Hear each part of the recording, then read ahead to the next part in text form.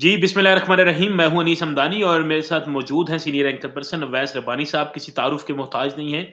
अवैस भाई, बहुत शुक्रिया कि आपने हमें वक़्त दिया। बगैर किसी तमहीद के पूछना चाहूँगा, कल आप की टीम इकरारुल हसन साहब, उनकी टीम बिलावड़ा शरीफ कलर सईदा में हक़ खतीब बादशाह सरकार के पास गए। तो सोशल मीडिया पर उसके बाद 2 राय पाई जा रही है। ज़रा हमें कोई क्लियर कट बताएँ, कौन हक़ पे था, कौन हक़ पे नहीं था, कौन जीता, कौन हारा? वालेकुम अस्सलाम वरहमतुल्लाहि वबरकातुहू। बहुत शुक्रिया शाह साहब। अल्हम्दुलिल्लाह रब्बिल आलमीन। परवरदिगार की दी हुई अज़मतों, उसकी नवाज़िशों से हमने एक और मर्तबा जुम्बिश, जसारत, हिम्मत, इस्तिक़ामत और ख़्वाहिश, तलब, तमन्ना, आरज़ू की, उम्मीद की कि जो अहबाब सोशल मीडिया के ऊपर अपने मौक़िफ़ को लेकर हालत जंग में होते हैं, इख्तिलाफ़, एतराज़ और इससे बालातर एक-दूसरे की रद्द और मुखालफत में होते हैं, उन्हें एक साथ बिठाकर कोशिश की जाए कि वो अपने मामलात मुबाहिसे, मुनाज़रे, मुकालमे की सूरत में रखें। वरना ये इम्प्रेशन जाएगा कि एक साइड की स्टोरी, एक साइड की ऑडियंस और दोनों ही साइडें अपना काम इस तरह से करती रहेंगी। 2 मजमूई तौर से तबक़ात पैदा हो जाएँगे, इसका सुनने वाला इसको और उसका सुनने वाला उसको वाह-वाह करता रहेगा, बिल्कुल। नतीजा नहीं आएगा। तो कम से कम जो किया जा सकता था वो भी किया, ज़्यादा से ज़्यादा जो किया जा सकता था अल्हम्दुलिल्लाह, अल अज़्मतु लिल्लाह, वो भी किया। 14 फरवरी की तारीख मुकर्रर की और जैसे मैंने आपसे हमेशा कहा कि तारीख एक सपोज़िशन होती है कि भई आपने अगर बैठना है और बैठने का जिगरा है और बहानाबाज़ी नहीं है, तो फिर आप इस तारीख पे आ जाएँगे, वरना आप कहेंगे जी इस तारीख को मैं मसरूफ़ हूँ, मेरी तरफ से ये तारीख है। तो ये एक जुर्रत और इस्तिक़ामत होती है। मुझे खुशी इस बात की है कि जब हमने पीर हक़ ख़तीब हुसैन बादशाह सरकार साहब के साथ प्रोग्राम फ़रमाया, उनके साथ हमारी नशिश रही, तो हमने उसी वक़्त अल्हम्दुलिल्लाह अपने कामिल ईमान की वजह से ये कहा कि हुज़ूर हम जो देख रहे हैं, यकीनन ये हैरत में मुब्तला करने जैसा है।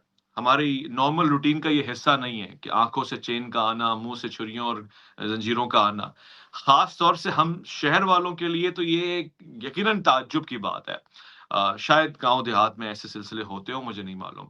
मगर हमने ये अस्पतालों में सर्जरीज़ तो देखी होंगी, ये चीज़ें नहीं देखी हैं। तो हमें बिल्कुल। ताज्जुब भी है, हैरत भी है। हम सुभान अल्लाह, माशाअल्लाह भी कहेंगे और ये भी कहेंगे कि अगर हमें इस पे एतराज़ हुआ और कोई ऐसा शख्स हुआ जो इसकी मुखालफत करेगा बमा दलील और बमा दलाइल और बमा रीज़न्स एंड शवाहिद, तो फिर हम उसको यहाँ लेकर आएँगे। आपने भागना नहीं है। अगर आप भागे तो हम ही होंगे जो ये बात कह रहे होंगे कि आप मफ़रूर हैं, आप फ़रार हुए हैं, इसीलिए आप गलत साबित हुए हैं और ये पहली दलील होगी आपके गलत साबित होने की कि आप भाग गए। भाग जाने वाला आदमी बहादुर नहीं होता, कमज़ोर दलाइल का मालिक होता है और वो शायद टोपी ड्रामा कर रहा होता है। तो यही इंप्रेशन जाएगा। तो हमने पीर हक़ ख़तीब साहब से उस वक़्त ये वादा लिया और दिल में हमारे था कि पिछले तजुर्बे हमारे ऐसे ही हैं कि बड़ी-बड़ी बातें करने वाले लोग भागे, अब अगर ये भी भाग गए तो हम क्या करेंगे? मगर ऊपर वाले से लिखवा के लेकर आएँगे, यही होगा ना कि इनके मुरीदीन हमें गालियाँ देंगे। जैसे ऐसे ही। जेहलमी के लोग हमारे साथ बुग़्ज़ रखते हैं, तो ये भी रखेंगे, कोई बात नहीं, मगर अपना काम किए जाएँगे, कोशिश करेंगे कि एक तारीख दे दें, बैठ गए तो वाह-वाह है, नहीं बैठे तो अस्तग़फ़िरुल्लाह हम भी बिल्कुल पढ़ेंगे, ठीक। आपसे भी कहेंगे कसरत के साथ इस्तग़फ़ार किया करें। तो हमने ये वीडियो बनाई और सैयद इकरारुल हसन को शाबाश है। जुर्रतमंद सला सहाफ़ी है। हमेशा से करियर उनका रहा है। ना उन्होंने ये देखा कि जी मैं रिस्क में होऊँगा, मैं खतरात में होऊँगा, मैं मुश्किलात में गिर जाऊँगा, मैं क्यों इनकी डेट मानूँ, रब्बानी साहब की डेट क्यों मानूँ, अपनी ही डेट दूँ। अना को नीचे दबाकर उस सहाफ़ी ने ये कहा 14 फरवरी की डेट है, लीजिए मैं 14 फरवरी को आने को तैयार हूँ। ना चूँ, ना मैं, ना चा, ना ची। ना मैं हुँ। मसरूफ हूँ, ना 14 फरवरी से मेरा कोई ताल्लुक नहीं है, ना उससे लिखवा के लाना, ना उससे लिख के लेके जाऊँगा। सारी बातें खत्म। तो मुझे खुशी हुई दिली तौर से और इस खुशी के तहत ये पहली दफ़ा हुआ कि मैंने सैयद इकरारुल हसन को ये खुद से कहा कि आप वहाँ जाके जो मामला रखेंगे, वो रखेंगे। इस बहादुरी के ऊपर मेरी तरफ से आपको सलाम है। और मैं ये ऑन एयर भी कई मर्तबा कह चुका हूँ। यानी पीर साहब से मेरे ताल्लुकात अगर इसलिए खराब हो जाएँ कि मैं इकरार की बहादुरी की तारीफ़ कर रहा हूँ, तो हो जाएँ। और अगर इकरार साहब से मेरे ताल्लुकात इसलिए खराब हो जाएं कि मैं पीर साहब के बैठ जाने की तारीफ कर रहा हूं, तो हो जाए। मैं तो सच बोलूंगा, चाहे दोनों मुझसे नाराज हो या दोनों मुझसे राजी हो, मेरा रब मुझसे राजी हो। तो मैंने फिर इसमें पेशरफ्त की शाह साहब, और मैंने पीर साहब से ये पैगाम उन तक पहुंचाया कि जनाब, अब अगर आपने वो वाली बात की ना जो मेरे महबूब ने की थी, मैंने आपसे ऐसे नाराज हो जाना है, कट्टी हो जाना है। और यही उवैस रब्बानी जो आपके साथ बैठा हुआ था, सुभान अल्लाह माशाल्लाह कह रहा था, मैं आज तक अपने महबूब को भूला नहीं हूं, हर वीडियो में उसको जलील करता हूं, आपको भी करूंगा, क्योंकि आप भाग जाएंगे। तो ज़ाहिर है, मैं मेरे ज़हन में ये था कि पीर साहब जो हैं वो ऐसी गलती नहीं करेंगे, ये गलती होगी बल्कि अखलाक की से भी बड़ी चीज़ होगी। मगर दिल में था कि अगर चले गए ना, तो ज़ाहिर है क्या कर सकता है एक बेबस इंसान। मैंने इकरार साहब से ये कहा कि इकरार साहब, पीर साहब ने उसी दिन ख़त्म नबूवत कॉन्फ्रेंस का इनेकाद किया है। आप क्या फरमाते हैं? उन्होंने मेरी तरफ रखा कि आपका क्या ख़्याल है? मैंने कहा मेरे ख़्याल से एक हुजूम होगा। मैंने आपके कहने पे पीर साहब से ये दरखास्त की थी कि सिक्योरिटी का भी इंतजाम करें। उस हवाले से मुझे कोई इत्मीनान नहीं आया, कोई पेशरफ्त नहीं हुई है।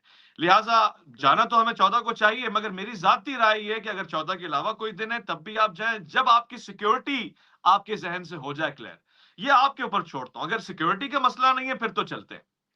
तो रात तक हमारी अल्हम्दुलिल्लाह ये बात इकरार साहब से रही कि चूंकि खत्म नबूवत कॉन्फ्रेंस का इनकाद है और सब चीजें हैं, तो शायद हम किसी और दिन चले जाएं, ये बेहतर। उन्होंने मुझ पे छोड़ा, अपनी वीडियो में भी मुझ पे छोड़ा, और मैंने ये जहन बनाया कि ऐसा ना हो कि कोई हल्ला मचे, तो हम अगली तारीख दे देंगे, क्योंकि ये तासुर भी खत्म हो के उवैस रब्बानी सबको तारीखें देता है, तो वो फिर जी, खुद जी, से जी। तारीख दे देंगे। मगर अल्हम्दुलिल्लाह रब्बिल आलमीन, शॉर्ट, सैयद इकरारुल हसन 14 फरवरी को पीर हक खतीब सरकार की उस बारगाह में, आस्ताना आलिया में तशरीफ ले गए और बबांगे दौल ले गए, जुर्रत के साथ ले गए, अपनी तैयारी के साथ तशरीफ ले गए। और कमाल ये हुआ कि पीर साहब भी तशरीफ ले आए, जो उनका मुकर्ररा टाइम था। कुछ देर इंतजार कराने के बाद मेरे ख्याल है घंटा 2 घंटा, ये शायद इससे जायद इकरार ने इंतजार किया है, उनकी जुर्रत को सलाम है। मगर हमने 5 घंटे अपने महबूब का जेलम की सड़क पर इंतजार किया था। तो मैं जरा शाह साहब, आपकी इजाजत हो तो आई टू आई कंपैरिजन करूं कि वहां जी, पे जी, ज़रूर। जांजेब हजारवी साहब सैयद इकरार शाह साहब को हाथ से पकड़ के अंदर ले गए और एक जगह जी, बिठाया, और 26 नवंबर को हम उस हाथ को तलाश करते रहे जो कह रहा था कि इधर आए, मैं आपकी मंजियां ठोकूंगा। वो कारीगर का हाथ ही नहीं मिला, ना उनका कोई बंदा मिला। एक इंतजामिया का बंदा आया जिसने अजब शर्त रखी कि कैमरा ऊपर नहीं जाएगा। क्यों भाई, आप कोई 2 नंबर काम कर रहे हैं अंदर, कैमरा तो आपकी सारी सरकार है। तो यहां पे भी ये शर्त हो सकती थी, मगर नहीं हुई। जानजेब हजारवी साहब ने कैमरा अलाउ किया, यानी पीर साहब के नुमाइंदे ने कैमरे समेत इकरार साहब ऊपर तशरीफ ले गए, और ऊपर काफी देर उनको इंतजार करना पड़ा। बहस मुबाहिसे की सूरत हाल बनी। ज़ाहिर है उनके मुरीदीन पूरी तरह से कायल करने की कोशिश कर रहे हो। इकरार साहब ने मौक़िफ़ अपनाया कि जनाब, मैं कायल नहीं हूँगा, मैं सिर्फ पीर साहब से ही बात करूँगा, वरना मैं नहीं जाऊँगा। इस पे फिर शाबाश इकरार साहब को कि उन्होंने बहादुरी का मुज़ाहरा किया। चले जाते तो शायद आगे बात ना बढ़ती। रुके, ग़ालिबन मग़रिब के बाद पीर साहब तशरीफ़ लाए, और मैं यकीन से कह रहा हूँ कि इकरार साहब शायद तवक्को ना कर रहे हों, मैं भी नहीं कर रहा था, कि आते ही उन्होंने गले लगाया। बिल्कुल। अभी शाह साहब, बाकी बातें एक तरफ, मैं इस अंदाज को बहुत मोहब्बत की निगाह से देखता हूँ। ये बेशक। होता है जब आप चाहते हैं कि बात हो, तो आप बात करने का माहौल बनाते हैं। तो सारे गले मिले और पपियां झपियां पाई हैं। लोगों ने कहा इसीलिए उवैस रब्बानी ने 14 फरवरी का दिन रखा था कि पपियां शपियां हो जाए। अच्छा जी, मैंने भी एंजॉय किया। मैं जिस चीज को नापसंद करार देता कि गोलियां चल रही होती, दोनों तरफ मार धाड़ हो रही होती, ये गलत होता। अल्हम्दुलिल्लाह अच्छे बिल्कुल। माहौल में गुफ्तगू का आगाज हुआ। जो चीज एक्सपेक्टेड थी शाह साहब, वो जरा नामुनासिब थी कि इतना शोर मचा हुआ था। अब जाहिर है वहां कॉन्फ्रेंस हो रही थी, शायद ये एक वजह हो कि इकरार साहब बोल नहीं पा रहे थे, या जो वो बोल रहे थे वो सुनाई नहीं दे रहा था, और हुजूम में बात नहीं जा रही थी, और अकेला इकरार खड़ा हुआ था उस हुजूम में।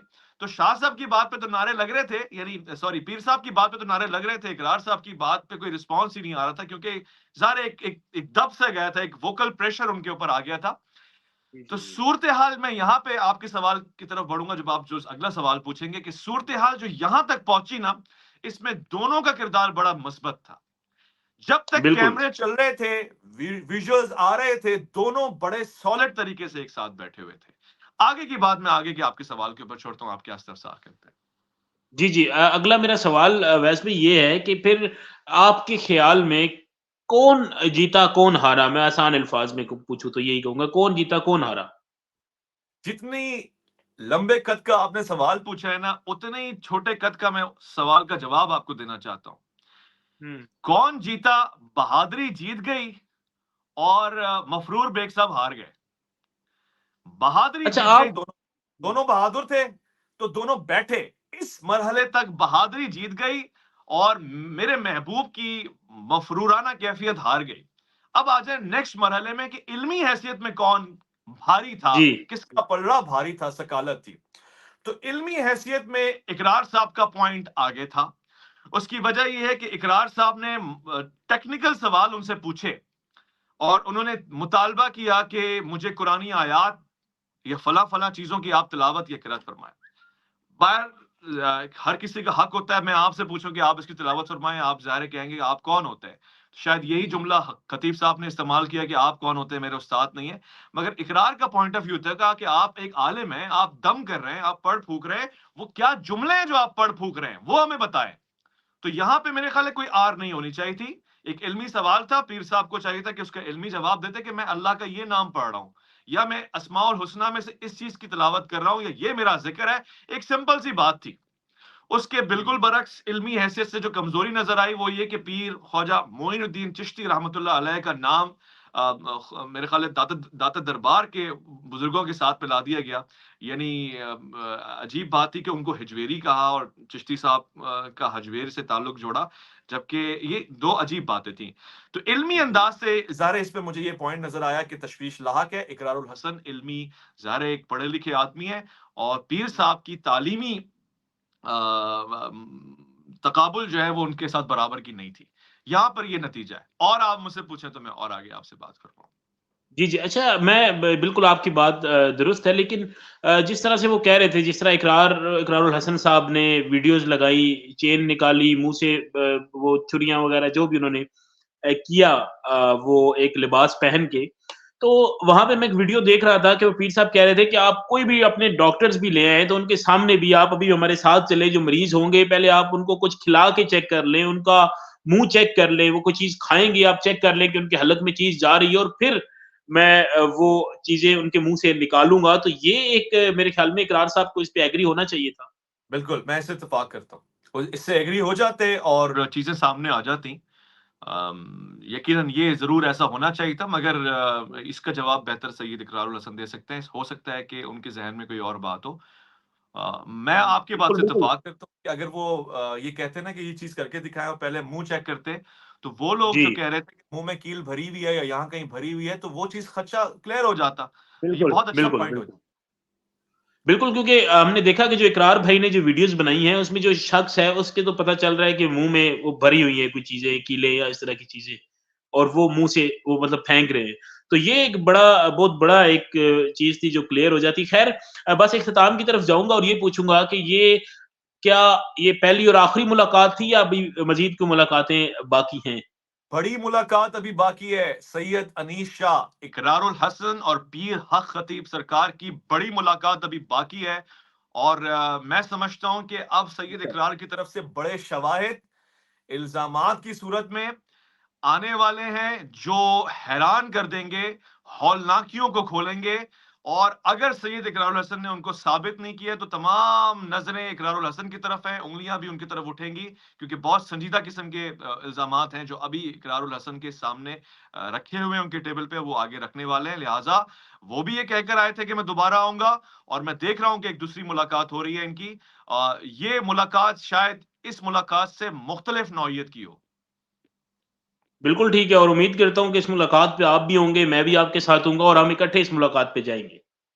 मैं इसमें हमेशा हाज़िर हूँ, राज़ी हूँ, दोनों फ़रीक़ैन की रज़ामंदी है, उनका हुक्म है तो मैं हाज़िर हूँ और आपका नाम तो मैं पहले भी दे चुका हूँ आपको, आपकी ग़ालिबन फ़ैमिली की मसरूफ़ियात थी वरना आप इसमें लाज़मी होते। मगर एक बात बताऊँ मैं और आप सहाफ़ी की हैसियत से कोशिश ही कर सकते हैं और बिल्कुल। जब तक बहुत से लोग हमसे एक्सपेक्ट करते हैं कि हम उसको गाली देके इसकी वाह-वाह करें। तो उनको मैं ये हुँ, बताऊँ कि जब तक हम दोनों से मरासिम रखकर उन दोनों को मिलने बैठने पे मजबूर ना करें, तब तक हमारा काम, हमारा पेशा हमसे इंसाफ नहीं कर पाता। यानी हम बिल्कुल, उससे बिल्कुल, इंसाफ नहीं कर पाते। तो ये बहुत ज़रूरी होता है। ऐसा नहीं होता कि जंगी सूरत-ए-हाल हो जाए, फलाँ को मैं बोलूँ, तू काबिले कत्ल है और फलाँ को मैं बोलूँ, तू ज़िंदाबाद। ये अवाम कर सकती है। एक सहाफ़ी का काम है कि लोगों को जोड़े, जब तक उसका ये मिशन होता है। जब वो मिशन देख रहा हो बिल्कुल। कि फ़ेल करने की कोशिश कर रहा है सामने वाला, भाग के, फ़रार इख्तियार करके, तो ज़ाहिर है उसको समझ में आता है कि ये काम गलत हुआ है और इसको मैं पकड़ लूँगा। आप मुफ्ती साहब की कॉल भी आ गई है, तो मैं 2 मिनट बाद आपसे इजाज़त लेके मुफ्ती साहब से बात करूँगा। जी, बस आखिर पे मैं भी इख्तिताम की तरफ जा रहा हूँ चूँकि, बस आखिर पे ज़रा मुझे ये बता दें कि आप हर बात में अपने महबूब जो आपके जेहलम वाले महबूब हैं, उनको बहुत याद करते हैं, इसकी क्या वजह है? मोहब्बत, वजह एक ही है, मोहब्बत फ़ातेह आलम।